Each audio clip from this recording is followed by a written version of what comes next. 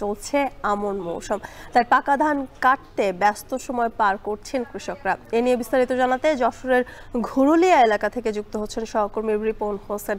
রিপন, এখন পর্যন্ত কি পরিমাণ জমির ধান কাটা সম্পন্ন হয়েছে এবং চলতি বছরে ধানের ফলন কেমন হয়েছে জানাবেন।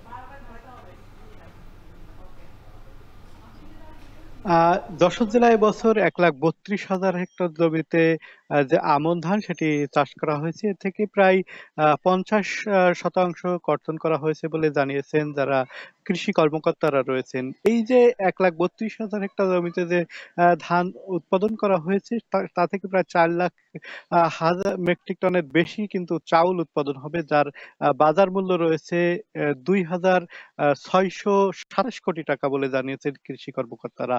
আমরা কৃষকদের সাথে কথা বলেছি। কৃষকরা যেটি জানিয়েছেন এবছর তাদের আবহাওয়া অনুকূলে ছিল এবং ফলনটা ভালো হয়েছে। অন্যান্য বছর যে কারেন্ট পোকা আক্রমণ হয়, ধানে চিটা হয়, এবছর কিন্তু সেটা হয়নি। এবছর ধানটি ভালো হয়েছে এবং বাম্পার ফলন হয়েছে বলে জানিয়েছেন যারা কৃষক রয়েছেন তারা।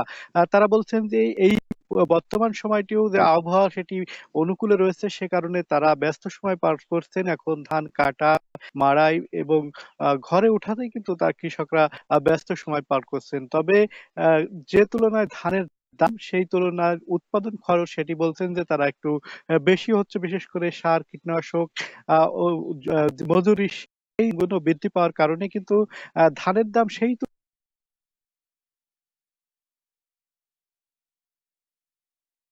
আমার কাছে সর্বশেষ জ্যোতিকা। চলছে আমন ধান কাটা মাড়াই। যশোর থেকে সে খবর জানাচ্ছিলেন সহকর্মী রিপন হোসেন।